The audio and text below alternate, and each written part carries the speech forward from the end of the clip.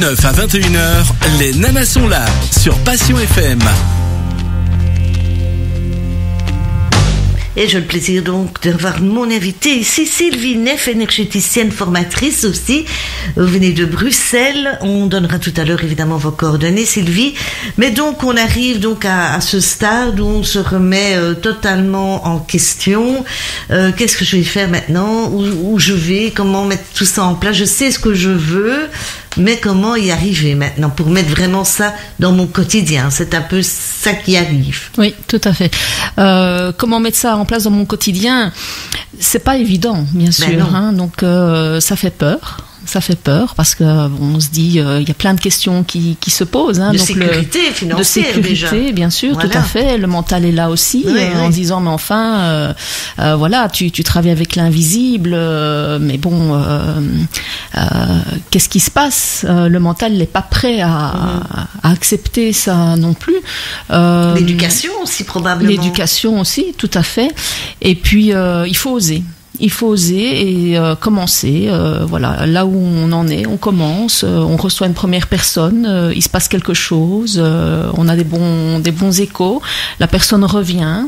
Et puis une deuxième, une troisième, et on se lance comme ça. Au fur et à mesure de voir des personnes qui reviennent, qui sont contentes, qui se sentent mieux, ben on prend confiance en soi aussi. Hein. On se dit bon effectivement, je sais pas trop ce qui se passe parce qu'on est dans l'invisible, mais visiblement il se passe quelque chose parce que les gens ressentent les soins. Ils viennent en consultation chez vous, Sylvie, c'est ça? Tout à fait. Oui, Ils viennent pourquoi en fait chez vous? Quelle est la demande? Alors il y a plusieurs demandes. Hein, donc il peut y avoir des personnes qui ressentent qu'elles sont chargées, donc énergétiquement chargées, elles ressentent qu'elles ont des choses négatives autour d'elles, sur elles, voilà. Il y a des gens qui se sentent pas bien dans leur peau, donc voilà, ils cherchent une solution. Il y a des gens qui parfois ont suivi beaucoup de traitements, donc parfois sont dans des maladies graves et cherchent donc une alternative aussi. Et puis il y a parfois des gens aussi qui cumulent des choses négatives dans leur vie, hein, donc des disputes, des différents événements négatifs, et ça aussi c'est signe que il y a des choses dans notre champ énergétique. Ça signifie aussi que notre taux vibratoire est bas et donc on va attirer des choses avec lesquelles on vibre, donc des choses basses avec un taux vibratoire bas également. Et donc voilà, donc les gens se présentent, je leur demande pourquoi ils viennent, il n'y a pas de hasard. Donc pourquoi ils viennent, et voilà, donc ils m'expliquent et puis on fait le soin, on fait le nettoyage, principalement nettoyage de l'aura. On fait le nettoyage de l'aura des corps subtils, et puis il y a une petite discussion à la fin où j'explique voilà ce qui a été traité, même si je sais pas forcément toujours tout ce qui a été fait, parce qu'il y a des choses qui sont faites, même si moi je ne sais pas de quoi il s'agit, hein, ça va au-delà de moi en fait, hein, au-delà de mes connaissances.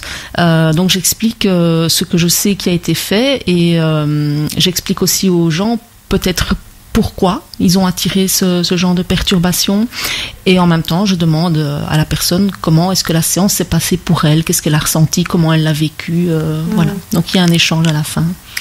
Vous posez donc effectivement la question de qu'est-ce qu'elle a vécu, mais vous aussi vous ressentez alors des choses, c'est partagé? Oui, c'est un partage. Oui. Enfin moi je teste plutôt, hein, donc je teste pour savoir quelles sont les perturbations qu'elle porte dans son champ énergétique, et puis en quelque sorte je canalise les énergies de guérison qui elles font les soins. Moi je ne sers que d'intermédiaire. Oui. Vous vous protégez quand même, alors, oui, hein? Oui, bien sûr. Oui, tout à fait. D'accord. Bien. Alors on va parler aussi de ce livre, puisque vous avez écrit un livre. Qu'est-ce qui vous amène à écrire? Qu'est-ce qui vous est passé par la tête? Qu'est-ce qui m'est passé par la tête? Eh bien, en fait, ce livre, c'est d'abord une formation. Donc, c'est une formation que je proposais depuis déjà un moment, donc autour du karma, de l'incarnation. Donc, ça, c'est un peu mon sujet favori. Hein. Donc, pour vous, on est tous des réincarnés. Oui. Ah oui, absolument. Moi, j'ai aucun doute là-dessus. Aucun doute. Ah oui, vous avez vraiment sûr de vous, là. J'ai aucun doute là-dessus, voilà. Qu'est-ce qui vous fait dire ça? Qu'est-ce qui me fait dire ça? Ce sont les expériences que j'ai pu faire moi-même, les pièces du puzzle que j'ai mis au fur et à mesure en place, hein, voilà, qui font que j'ai pas de doute là-dessus. Alors, la première étape, je pense, c'est d'être conscient que après la vie, il y a la vie. Donc, pas facile, ça. Hein. Voilà, la vie ne s'arrête pas à ce qu'on appelle la mort, hein. Et là c'est une évidence aussi parce qu'il y a quand même des gens qui voient ce qu'on appelle des entités ou des défunts, donc c'est qu'il y a quelque chose après.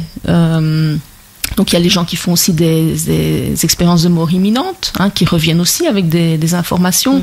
Donc tout ça fait que pour moi il n'y a absolument aucun doute. Il y a des gens qui aussi sont mis sous hypnose et reviennent avec des informations. Enfin voilà, j'ai beaucoup lu, voilà, j'ai beaucoup recroisé des informations.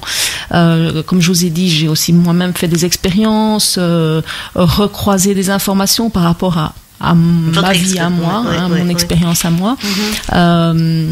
Donc voilà, donc pour moi il n'y a pas de doute. De passage. On est de passage. On est de passage.